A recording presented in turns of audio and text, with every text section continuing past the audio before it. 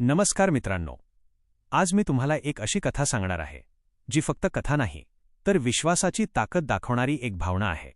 ही कथा आहे एका साध्या माणसाची ज्याचं आयुष्य बाहेरून ठीक दिसत होतं, पण आतून तो पूर्णपणे तुटलेला होता।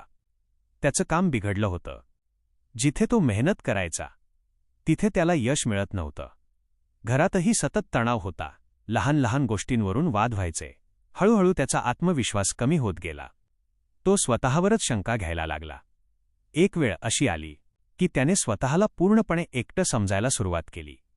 एक दिवस तो खूप थकून रस्त्यावरून चालत होता। मनात हजारो विचार होते।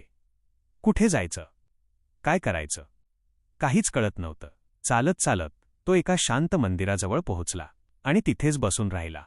काही वेळाने त्याने डोळे बंद केले आणि पहिल्यांदाच मनापासून एक नाव घेतलं, जय स्वामी समर्थ।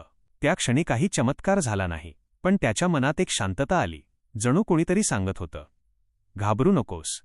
त्या दिवसानंतर तो रोज फक्त काही सेकंद स्वामींचं नाव घ्यायला लागला। कोणतीही मोठी पूजा नाही, फक्त विश्वास। हळूहळू त्याच्या आयुष्यात छोटे छोटे बदल व्हायला लागले। जिथे त्याला काम मिळत नव्हतं तिथे अचानक एक नवीन संधी मिळाली। घरातला तणाव कमी झाला आणि वातावरण शांत झालं। सर्वात महत्त्वाचं, त्याचं मन पुन्हा मजबूत झालं। तो म्हणायचा, मी काही मोठं केलं नाही, फक्त स्वामींवर विश्वास ठेवला। मित्रांनो, स्वामी समर्थांची कृपा अशीच असते।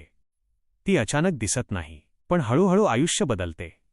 जर तुम्हालाही अडचणी येत असतील तर एकदा मनापासून स्वामींचं नाव घ्या। कदाचित आज नाही, पण उद्या काहीतरी चांगलं घडेल। विश्वास ठेवा। स्वामी समर्थ कधीच आपल्या भक्तांना एकटे सोडत नाहीत। जर तुम्हालाही विश्वास असेल तर कॉमेंटमध्ये जय स्वामी समर्थ लिहा आणि अशा व्हिडिओसाठी चॅनलला सबस्क्राईब करा। जय जय स्वामी समर्थ।